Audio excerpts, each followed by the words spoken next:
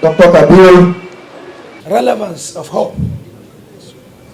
I'm so delighted and happy that the Imams who have given us sermon have drawn analogy and similes spiritually on how we will depend on hope, by God's hope, to achieve our desires.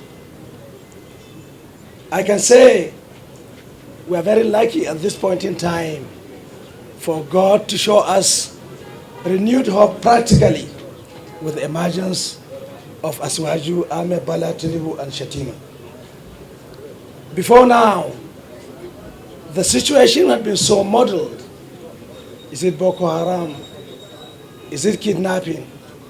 All the vices and those things that Malam says Allah will test you by instilling fears in you were all abound within the shortest period of time. But as Allah wills, from the elections up to now, peace appears to have returned, and a renewed hope has been instilled in our minds for a better future. Secondly, our hope has been renewed with the emergence and the election, free and fair and successfully, of Asiwaju Bola Ahmed Tinubu. You could see renewed hope of national unity, national cohesion, by the way and manner and the pattern of successes that brought Asiwaju Bola Ahmed Tinubu to this position. Majority of the northern votes went to Asiwaju Bola Ahmed Tinubu. That is a renewed hope for a united, indivisible, and hopeful Nigeria. I will not conclude this my short speech without bringing a higher kind of hope, especially in this month of Ramadan. This is one of the most special months among the 12 months. And during this month, Allah has told us, or has shown us, that we have great hope in this month. There is no doubt about it. Look at Surah Al-Qadr. Inna anzalnahu fi laylatul qadr. وما أدراك ما ليلة القدر ليلة القدر خير من ألف الشهر تنزل الملائكة والروح فيها بإذن ربهم من كل أمر سلام هي حتى مطلع الفجر. The night of Laylatul Qadr is a night of hope, a night that's more than 1,000 nights. So you can see the analogy the Malams have shown us. You can see the analogy in the political spectrum that we are good to go in Nigeria because our hope has come so close, and we should continue to make this hope alive for the benefit of this country, for the benefit of our children, grandchildren, and for the betterment of Nigeria. On this note, I want to sincerely thank everyone that has attended this sermon, and also to admonish us that we should continue to pray that what we have elected, what God has given to us in Asiwaju Bola Ahmed Tinubu and Shetima, which is the Nigeria project, we should continue to pray that by next month, Allah will deliver them safely, will ensure that their inauguration and starting the administration of this country on a renewed hope will be guided and blessed by Allah subhanahu wa ta'ala. Assalamu alaikum wa rahmatullahi ta'ala wa barakatuh. Project Beyond 2030. I sincerely welcome you all to this an important ceremony, which is, of course, obviously not an accident ceremony. We have been doing this on annual basis for the past 13 years of the existence of this organization. As we are aware, Asiwaju Project Beyond 2023 is the brainchild of Asiwaju Grassroots Foundation, which has been in existence for the past 13 years, propagating the virtues and political philosophy of our principal, our leader, Asiwaju Bola Ahmed Tinubu, the president-elect by the grace of God. Last year we were here, and this year we are here again. But this year's event is so colorful because we are celebrating the victory that God gave us, and because of the important personalities that have deemed it necessary to honor us with their presence.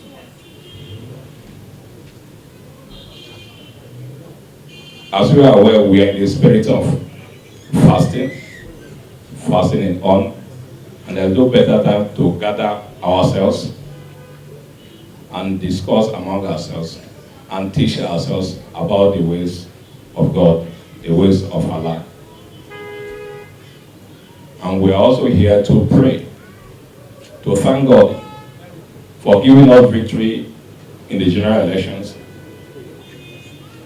and to pray to God to give our leaders who have been elected at various levels as presidents and vice presidents elect, senators, House of Rep members, and House of Assembly members, for God to give them the grace, the strength, the wisdom to carry out the responsibilities of their office effectively and effectually.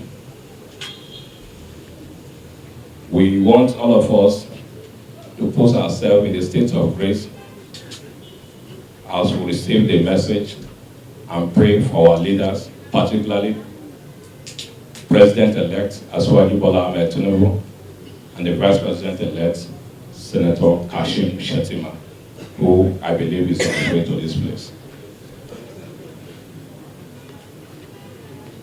Ramadan is very important to us as an organization because of what it represents. And there's no better time for us than now, particularly that in few months we shall be ushering in a new leadership for this nation. And there's no better way to start governance by entrusting the leaders into the hands of Allah to take absolute control of their thinking, their doings, and everything. And we know because of this that we have done, and because of our prayers, fervent prayers, that the coming government is going to be a distinguished government. It's going to be a people-oriented government. It's going to be a government that will project far and above the interests of the people, above every other interest. It's going to be a government that will defend us, a government that will come up with foreign policies that will distinguish us as a nation. And we have seen the signs already, even in the course of the campaign. Our president-elect was bold and daring, talking to the international community what his government will do and how his government will defend Nigeria. But he can't do this alone without our support. He can't achieve all he has been saying without our prayers. And that is why we are gathered here. That is to tell you the importance of this gathering. It is very important because the international communities that we know are very ready to keep Nigeria in the state of vegetable, to ensure that we don't amount to anything as a nation, because that is the only way they can continue to exploit the resources, both human and natural, that we have. And we know the background of our president, being a refined technocrat from private sector, being a thoroughbred politician. We know he's coming to change Nigeria for good. And the people out there, including the people within, we want to frustrate them. But the only way we can overcome them is for us to, surrender him and his government in the hands of God, and let God take absolute control of his government, give him the strength, give him the wisdom, and the grace to excel. And by the grace of Allah, our prayer today shall be answered, and his government shall be a prosperous government, a productive government, and a government that we shall all live to celebrate and give thanks to God forever. Thank you so much, and I welcome you all for this. The distinguished Senator, former Governor of Nasarawa State, Umar Tanko Al-Makura, our legal advisor, for the party, our distinguished members of the high table, allow me to rest on the existing protocol. First of all, it's a privilege for me to be here this evening. It's an impromptu, but I must say something because what His Excellency has highlighted relating to the success of the presidential election and the entire conduct of the election that took place peacefully, without all the prediction of the prophet of dooms. The election has gone smoothly, and Allah subhanahu wa ta'ala has made it possible for our presidential candidate to emerge successful candidates among the contesting candidates. We now have a president-elect in the person of Alhaji Ahmed Asiwaju Bola Ahmed Tinubu, who emerged as the overall winner of the election that is keenly contested, but nobody can contest the fact that it was one of the most peaceful and transparent. So the issue of insecurity has been one of those contained in the manifesto of our presidential elect, and he's actually going to take a very serious look at the security issues bedeviling this country.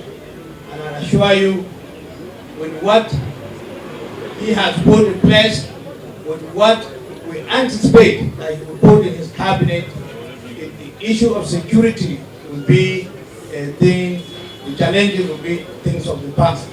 And we thank Allah subhanahu wa ta'ala for his good health, for this good health of his vice president-elect, and all those who have contributed in one way or the other to make the election a success and peaceful.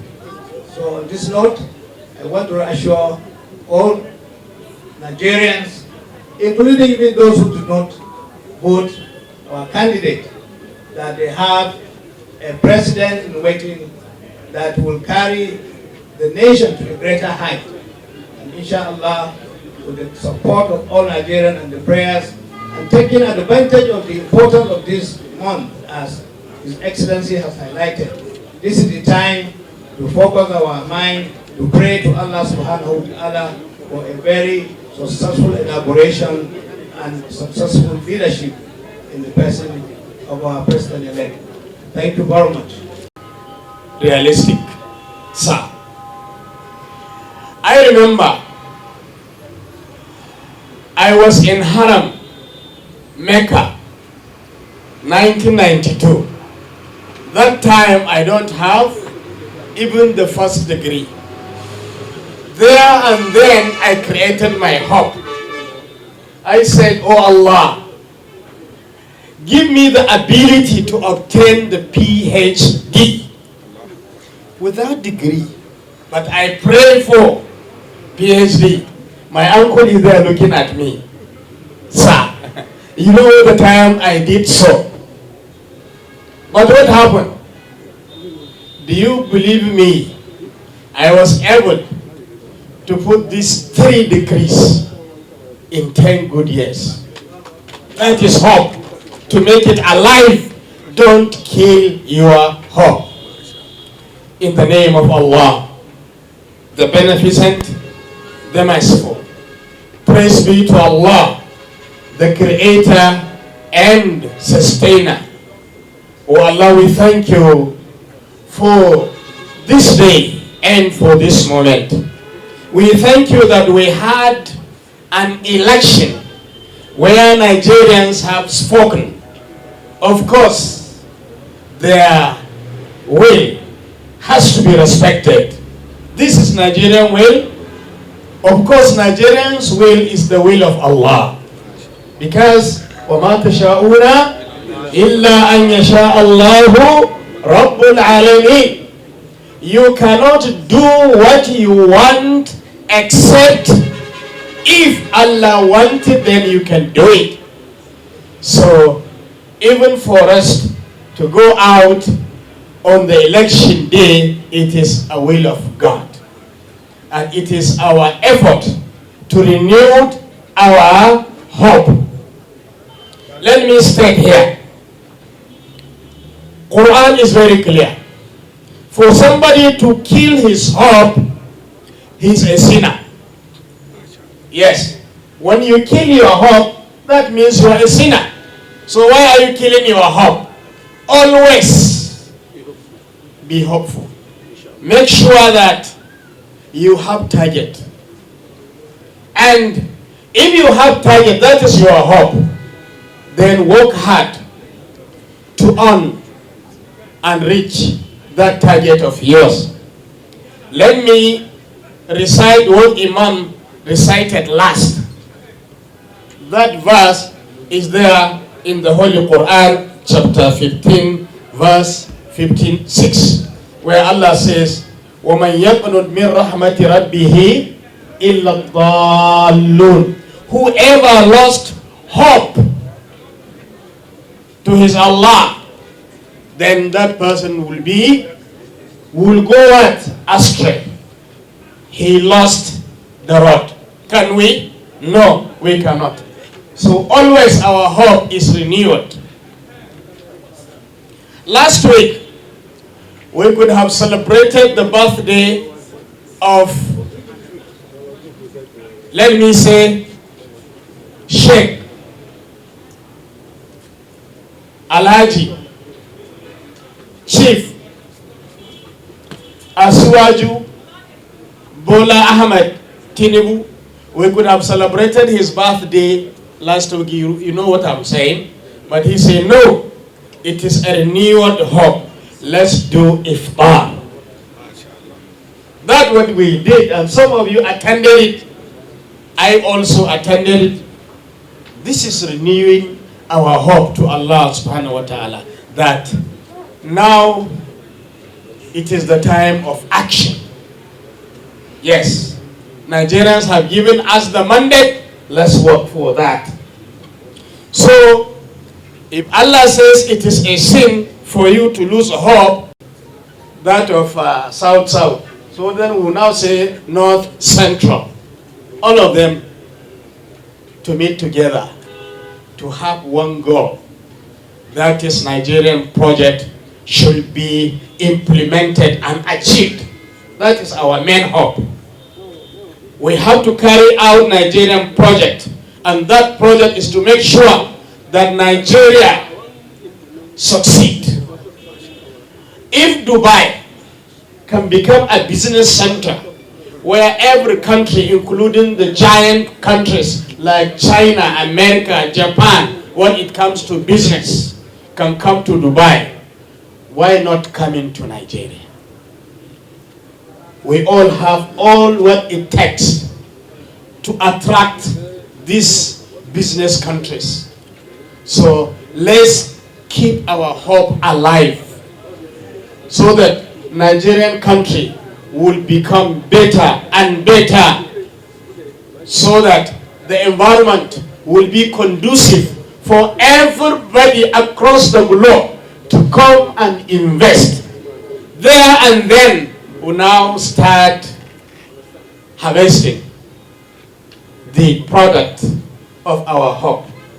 So, we don't need a sound, but we'll do it ourselves.